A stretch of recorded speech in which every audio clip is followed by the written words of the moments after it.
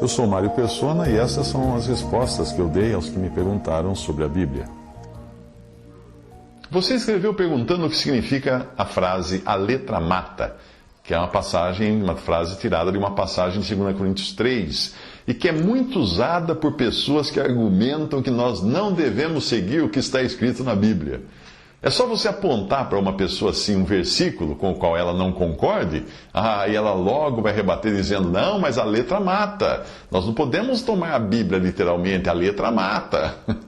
É evidente que nós devemos sempre olhar o contexto quando encontramos algo escrito na Bíblia. E é preciso saber o que vem antes, o que vem depois, quando aquilo foi escrito, por quem foi escrito, para quem foi escrito, com que intenção, com que finalidade, etc. Isolar qualquer porção da Bíblia é sempre perigoso.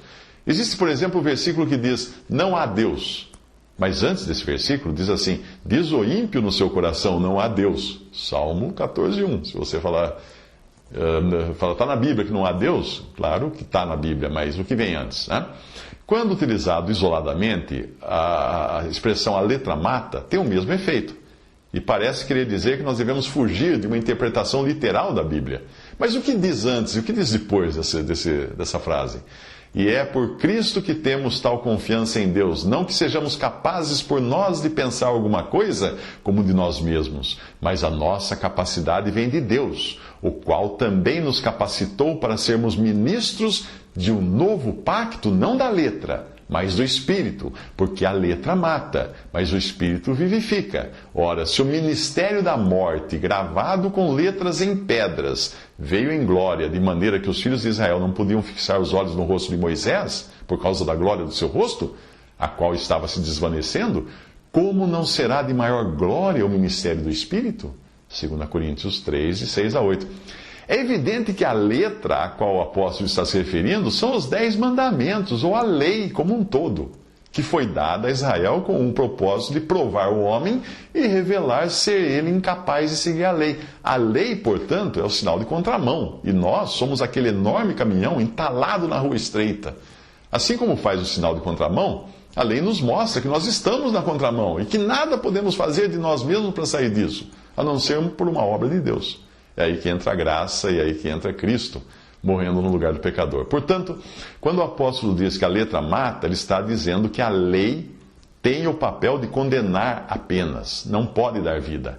A letra da lei é a lente de aumento que revela o quanto eu sou mau e pecador. Um trecho de Romanos esclarece isso. Pois quando estávamos na carne, as paixões dos pecados suscitadas pela lei operavam em nossos membros para darem fruto para a morte. Mas agora fomos libertos da lei, havendo morrido para aquilo em que estávamos retidos, para servirmos em novidade de espírito, não na velhice da letra. Que diremos, pois, é a lei pecado? De modo nenhum. Contudo, eu não conheci o pecado, senão pela lei. Porque eu não conheceria a concupiscência se a lei não dissesse não cobiçarás. Mas o pecado, tomando ocasião, pelo mandamento, operou em mim toda espécie de concupiscência, porquanto onde não há lei está morto o pecado. E outrora eu vivia sem lei, mas assim que veio o mandamento, reviveu o pecado e eu morri. E o mandamento que era para a vida, esse achei que me era para a morte. Porque o pecado, tomando ocasião pelo mandamento, me enganou e por ele me matou. De modo que a lei é santa e o mandamento santo, justo e bom. Logo, o bom tornou-se morte para mim? De modo nenhum. Mas o pecado, para que se mostrasse pecado, operou em mim a morte por meio do bem, a fim de que, pelo mandamento, o pecado se manifestasse excessivamente maligno. Romanos 7, de 5-13.